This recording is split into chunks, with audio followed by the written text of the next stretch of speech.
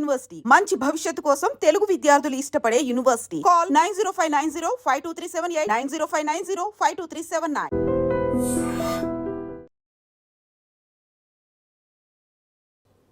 గత కొన్ని రోజుల క్రితం ప్రవస్తి వీడియో చేయడం జరిగింది. పాడుతా తీయగాలో తనకి అన్కంఫర్ట్గా ఫీల్ అయిన కొన్ని విషయాలు అండ్ నాకు కొంచెం అన్యాయం జరిగిందని చెప్పి నా గురించి ఎందుకు ఇలా మాట్లాడుతున్నారని చెప్పి వీడియో చేయడం జరిగింది. ఆ వీడియో బాగా వైరల్ అయ్యి సోషల్ మీడియాలో అండ్ అవతల పర్సన్స్ ఎవరి గురించి అయితే మాట్లాడిందో వాళ్ళు కూడా వీడియోస్ చేశారు. అలాగే అదే కాకుండా ఇంకా చాలామంది వీడియోస్ చేయడం జరిగింది. సింగర్స్ కానీ వీళ్ళు టీమ్ కానీ చాలామంది వీడియోస్ చేశారు. అసలు ఎందుకు తిను బయటికి రావడానికి కారణం ఏంటి, ఆ వీడియో చేయడానికి కారణం ఏంటి, అంటే వీళ్ళు ఒక వెర్షన్ చెప్తున్నారు, వాళ్ళు ఒక వెర్షన్ చెప్తున్నారు. ఎందుకు ఎవరి వెర్షన్ రైట్ అనేది మనకు అర్థం కావట్లేదు. అండ్ దాని గురించి ఈరోజు ప్రవస్తిని పిలిచి తన గురించి మాట్లాడి అసలు ఏం జరిగింది అనేది క్లారిటీగా తెలుసుకునే ప్రయత్నం అయితే చేద్దాం. హాయ్, ఎలా ఉన్నావు? బాగున్నా. నేను బాగున్నాను. వీడియో ఎందుకు చేయాల్సి వచ్చింది first Pravasthi? First of all నేను హేటర్స్కి ఒకటి చెప్పాలి. ఎలిమినేషన్ని ఒప్పుకోలేకపోతున్నావు, తీసుకోలేకపోతున్నావు, అందుకే నువ్వు ఇలా వీడియో చేస్తున్నావు అని చాలామంది అంటున్నారు. ట్రోలింగ్ కూడా చేస్తున్నారు. అండ్ బ్లేమింగ్ మై ఏజ్, నీ ఏజ్ అలాంటిది అది ఇది అంటున్నారు. ఫస్ట్ ఆఫ్ ఆల్ ఏజ్కి పెయిన్కి సంబంధం ఉండదు. అండ్ సెకండ్ థింగ్, నేను ముందు కొన్ని రియాలిటీ షోస్లో కూడా ఎలిమినేట్ అయ్యాను. సో నేను కూడా ఫెయిల్యూర్స్ యాక్సెప్ట్ చేసి వచ్చాను. చాలా షోస్ కూడా చేసావు కదా, సరిగమప చేసావు, ఇంకా బోల్డే బిబోల్ చేశాను, సై అంటే సై చేశాను, తమిళ్లో 2 రియాలిటీ షోస్ చేశాను, హిందీలో ఒకటి పాడాను, అక్కడ కూడా ఎలిమినేట్ అయ్యాను.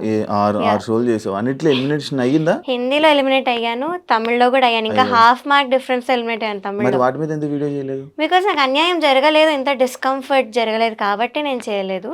సో ఇప్పుడు చేస్తున్నానంటే నాకు రీజన్ ఉంది కాబట్టి నేను చేస్తున్నాను. సో మీరు సింపతి కోసం చేస్తుంది, అటెన్షన్ కోసం చేస్తున్నా అయితే అనలేరు. అండ్ ఇంకొకటి, నా కెరియర్ పణంగా పెట్టాను. సో అంత చేసి నేను వీడియో చేశాను కాబట్టి I can't be lying. And alligations fake అయితే కాదు. సో ఫస్ట్ థింగ్ వచ్చేసి I want target the production house. Because main వాళ్ళే అంతా, డైరెక్షన్ డిపార్ట్మెంట్ అంతా చేసేది, స్క్రిప్ట్ ఇచ్చేది వాళ్ళే, జడ్జెస్కి అంతా వాళ్ళే. సో సాంగ్ సెలెక్షన్లో చాలా డిస్క్రిమినేషన్ జరిగిందని నేను నా వీడియోలో కూడా చెప్పాను. అండ్ ఒక వాయిస్ నోట్ కూడా ప్లే చేశాను వీడియోలో. సో దానిలో క్లియర్గా చెప్పింది ఏంటంటే, వాళ్ళు కె రాఘవేందర్ రావు గారి రౌండ్లో డివోషనల్ సాంగ్ ఇస్తున్నారు, అది ఇవ్వకండి, మేము ఎవ్వరికి డివోషనల్ సాంగ్ ఇవ్వము అని చెప్పారు. ఒకసారి ప్లే చేయాలి. రాఘవేంద్రరావు హిట్స్ లో దయచేసి ఓన్లీ డివోషన్, అన్నమయ్య ఇవే సాంగ్స్ పెడుతున్నారు.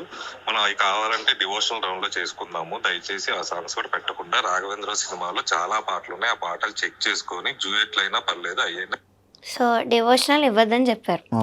సో ఇవ్వదని చెప్పినప్పుడు ఒక కంటెస్టెంట్కి మీరు ఎలా ఇచ్చారు అదే రౌండ్లో డివోషనల్ సాంగ్? ఓకే, వేరే రౌండ్ లో పెట్టుకుందాం, ఈ రౌండ్ లో వద్దని చెప్పన్నారు. సో ఇలా చెప్పినప్పుడు ఒక అమ్మాయికి ఎలా ఇచ్చారు డివోషనల్ సాంగ్? ఇచ్చారు. పలుకే బంగారం ఆయరా అని సాంగ్ ఇచ్చారు. సో ఆ అమ్మాయికి ముందు నుంచి కూడా కీరవాణి గారు సాంగ్ ఇస్తూనే వచ్చారు. నేనేం చెప్పాను, సార్ క్లియర్గా చెప్పారు, మెలోడీస్ పాడితే ఇంకా అయిన సాంగ్స్ పాడితే కూడా స్కోర్స్ ఆటోమేటిక్లీ హై వేస్తున్నారని చెప్పాను. సో అలా తెలిసి ఈ అమ్మాయి వాళ్ళకి చాలా ఇష్టం, ఫేవరెట్ కంటెస్టెంట్. సో ఫేవరెటిజం కాదా ఇది, డిస్క్రిమినేషన్ కాదా, ఇదొకటి. అండ్ ప్రవీణ గారు మాట్లాడారు కదా ఆవిడ వీడియోలో, ఇలా అన్ని అబద్ధాలు చెప్పిన అమ్మాయి అవుట్ఫిట్స్ విషయంలో అవి అని. సో అవి కూడా నేను ఫొటోస్ పోస్ట్ చేశాను సోషల్ మీడియాలో. అండ్ చెప్పాను, నాంపల్లి స్టేషన్ కాడి ఇది సాడ్ సాంగ్, అది అందరికి తెలుసు. ఆ వీడియోలో కూడా అబ్బాయి చిన్నిపైన బట్టలు వేసుకొని ఏడుస్తూ పాడే పాట, అది సాడ్ లిరిక్స్ ఉంటాయి. సో దానికి మీరు చమ్కీ డిస్కో డ్రెస్ ఎలా ఇస్తారు, పాటకు తగ్గట్టుగా అని మీరే చెప్పారు. సో ఆ డ్రెస్ మీరు ఎలా ఇచ్చారు? సో ఆ డ్రెస్ చాలా అన్కంఫర్టబుల్ ఉంది, గుచ్చుకుంటుంది, ఇక్కడ టైట్ ఉంది అని చెప్పి నేను ఆవిడ దగ్గరికి వెళ్తే షీ వాజ్ లైక్, లేదు కెమెరాలో చాలా బాగుంది అని చెప్పారు. అంతేగా నాకు అన్కంఫర్టబుల్ ఉన్న పాయింట్ అయితే ఆవిడ పట్టించుకోలేదు. సో ఆవిడ వీడియోలో మాత్రం అలా చెప్పారు, ఏదో నా పర్మిషన్ తీసుకొని అన్నీ చేసినట్టు చెప్పారు. అండ్ సాంగ్ సెలెక్షన్ విషయంలో కూడా మాట్లాడారు. నేను దాని మీద ఈ వాయిస్ నోట్ పెట్టాను. అండ్ ఇంకో మెసేజ్ కూడా పెట్టాను సాంగ్స్ విషయంలో. సార్ నాకు మెలడీ ఒక్కటైనా పాడాలి పాడాలని ఉంది, మీరు అన్ని ఫోక్ సాంగ్స్ ఇస్తున్నారు, సో ప్లీజ్ అన్న మెసేజ్ కూడా పెట్టాను. So this is the proof that choice మాది కాదు, వాళ్ళే ఇస్తున్నారు సాంగ్స్. సో మేము 6 songs పెడతాం, ఆవిడ చెప్పినట్లుగా 6 songs అయితే ఇస్తాము.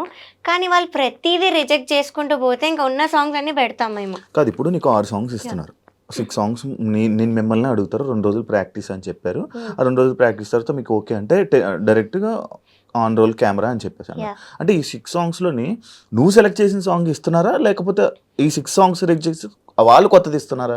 ఫస్ట్ థింగ్ మమ్మల్ని ఓకేనా అని అడగరు, వాళ్ళు ఒక డేట్ ఇచ్చి మీరు ఆ డేట్కి నేర్చుకోవాలని చెప్తారు. సో ఆవిడ ఏదో మమ్మల్ని అడిగి ఓకేనా మీరు రెడీ అన్నాక షూట్ పెట్టుకున్నట్టు మాట్లాడారు. That is not true.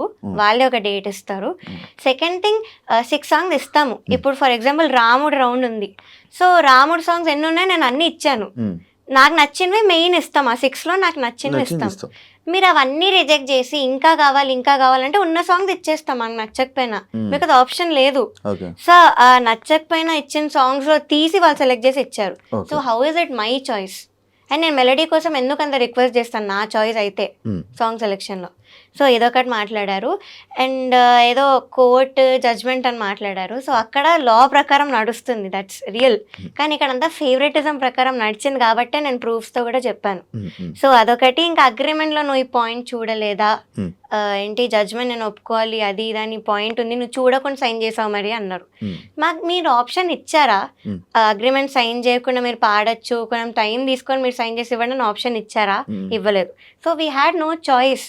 So నేను సైన్ చేయాల్సి వచ్చింది. And I said, as I've said, నాకు ముందు నుంచి కూడా క్విట్ అవ్వాలనే ఉండింది.